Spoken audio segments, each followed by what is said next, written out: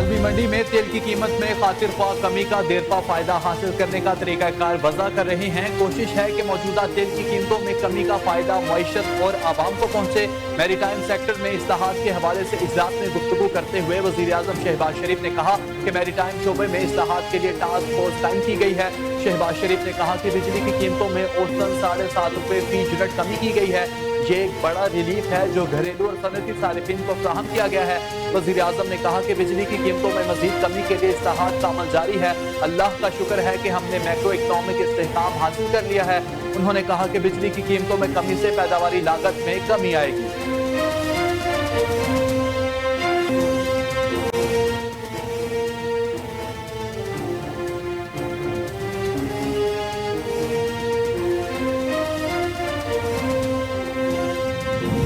पाकिस्तान इक्तसादी तरक्की के नए दौर में दाखिल हो रहा है। पायदार मुआशी इस्तेहकाम के लिए मादनी वसाइल से भरपूर इस्तेफादा करना होगा।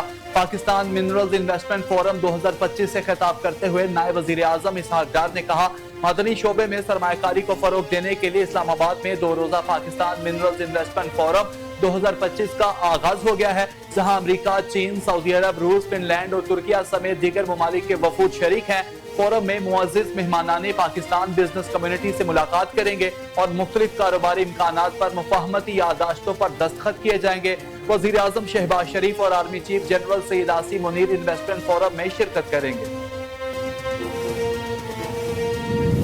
यतीम और बेसहारा बच्चों को SOS विलेजेस में महफूज छत मेयारी तालीम फराहम करना काबिल तहसीन है। वज़ीर आला पंजाब मरियम नवाज शरीफ की SOS चिल्ड्रन विलेज इंटरनेशनल के सदर धीरज वरदूफा से मुलाकात हुई। मुलाकात में यतीम और बेसहारा बच्चों के तहफ़्फ़ुज़, तालीम, ज़हनी और जिस्मानी सेहत के लिए इश्तराक कर मजीद बढ़ाने पर तबादला ख्याल किया गया। पंजाब में SOS मॉडल के फरोग और बेहतरी के लिए ताउन पर भी इत्तेफाक हुआ।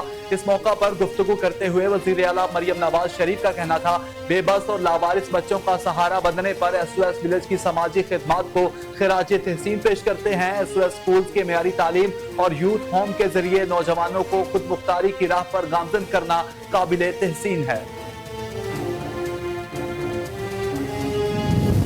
PDMA पंजाब ने रवामा दर्जा हरारत में इजाफे और बारिशों का अलर्ट जारी कर दिया। तर्जुमान PDMA का कहना है कि आज से 11 अप्रैल तक पंजाब के बेशतर इजला में गर्दलूद हवाएं और गरज चमक के साथ बारिश हो सकती है।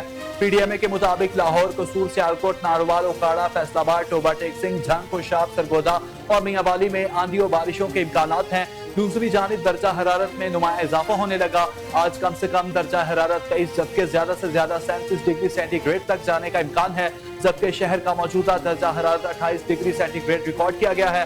हवा में नमी का तनासुब 55% तक जा पहुंचा है।